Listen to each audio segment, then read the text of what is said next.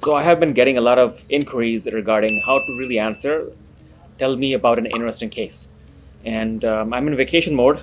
However, I wanted to really get this out there because time is of essence and the interview season has started. So I'm going to present one question, one answer based on a purely case presentation style, because a lot of times they're looking for somebody who is able to present a case, especially if you have already done some type of a residency or an internship or externship, because you do get to present cases. So I'm going to go over a case presentation, and then I will have one or two cases to present where it's not a stereotypical case presentation, but still fairly interesting and to the point. All right, let's go with the first case presentation style answer.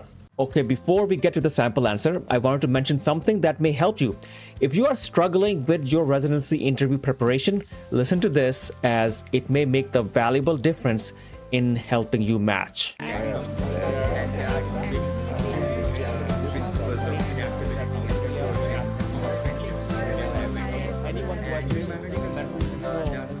For those of you who really want to be successful in your interviews, I have something for you. I have this extensive program that will be great for any of you. And with the first option, you have all of my videos ready with template answers, sample answers for multiple specialties for you to copy and paste and use it as your own answer. Now, this was a video course program. Now you want to scale up? Then I have weekly group sessions conducted by myself, small groups, about 12 sessions for this season.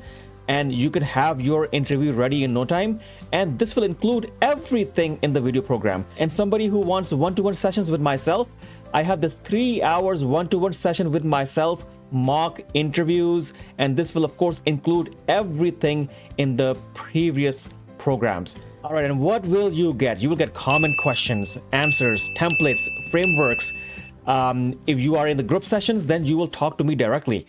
And you will have behavioral questions, you will have ethical questions, everything will be included. And all of this is right now going to be 50% off for a limited time, actually more than 50%. Go check it out with the link in the description. Thank you. During one of my final year internal medicine rotations, our team was taking care of a patient. So this was a 55-year-old male with a history of hypertension and hyperlipidemia, presented with a progressive shortness of breath over 2 weeks. This was associated with a dry cough, intermittent low-grade fevers, as well as he complained of fatigues. Now, he noted worsening shortness of breath, especially with exertion. He also had some chest discomfort. He did state that he has had allergies, seasonal allergies over the years. He denied other symptoms such as phlegm production or hemoptysis.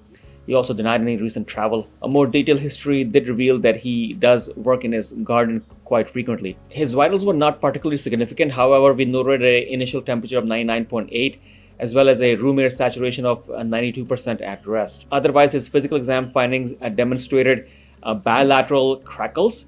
No wheezing was appreciated. Otherwise, cardiac exam was within normal limits. Important lab findings included a mild leukocytosis of a WBC count of 12,000 per millimeter cube with an elevated eosinophil count. Otherwise, the X-ray showed diffuse bilateral interstitial infiltrates. So given the patient's history of progressive dyspnea, fevers, there was a suspicion for pneumonia. However, there was lack of productive cough and eosinophilia was noted. So we looked to broaden our differential, and we did initially start on antibiotics. We did obtain a high resolution CAT scan which demonstrated patchy areas of ground glass opacities in the lower lobes.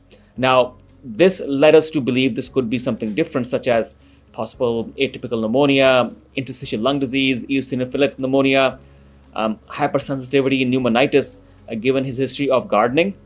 So this was all part of our understanding of the patient. We did at the same time initiate the patient on corticosteroids. We had a bronchoalveolar lavage done which showed elevated eosinophilia, subsequently confirming pulmonary eosinophilia. Serum IgE was also elevated. And so, yeah, this was the going diagnosis. We diagnosed this as eosinophilic pneumonia, likely triggered by environmental exposure to allergens. So to me, and I remember as per the team, this was considered a relatively rare finding, although it does happen. But this was definitely interesting to me. My role in the team was also to initially take history from the patient, and I was also the presenting individual as well. So this was definitely interesting to me. And of course, we see these things in books. However, they can be presenting in our clinical settings as well. The patient did get better, and he was eventually discharged home. Yes, this definitely was fairly interesting, if you would ask me. Thank you. Okay, so this was a case that was more of a presentation style. We went through, past medical history, age. We mentioned the pertinent review systems, vitals, everything else. So that is a stepwise approach. Does not have to be an extremely rare case. Could be something that's seen every now and then. But since you were a final year medical student, you're not expected to have the most rarest of cases, although that is entirely possible. I think if you are able to present it properly, then it is good enough for an interview of this nature. Now, the other style that I was going to present, and I'm going to give you a sample answer. It is more of a laid-back presentation style, but still highlighting why this was interesting. And with this type of a presentation style, you can even disclose a bit about what is going to be the diagnosis, all right? And what is the main issue that you are considering. It is fairly interesting. All right, in one of my clinical rotations in internal medicine, I encountered a patient with a unique and a challenging case of SLE, systemic lupus erythematosus. And this patient suffered, unfortunately, a multi-organ involvement. So this was a 37-year-old female presenting with joint pains, fatigue, and also a facial rash. This condition was initially managed as a simple case of arthritis. However, on further investigation, it became clear that her symptoms were much part of a much larger autoimmune process. She had also developed kidney dysfunction. She also had pleuritic chest pain. All of this raised suspicion for lupus nephritis and accompanying serositis leading to the pleuritic chest pain.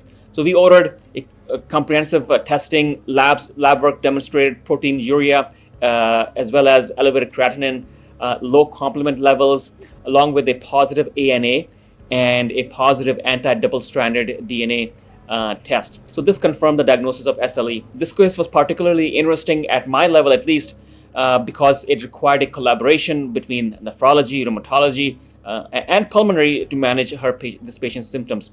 I did end up following this patient over several weeks as her treatment with immunosuppressants, including corticosteroids and mycophenolate. And over time, I remember that the patient's kidney function improved, and she had a significant reduction in her symptoms. So this case actually deepened my understanding of internal medicine's multidisciplinary nature and the importance of managing chronic multi-system conditions.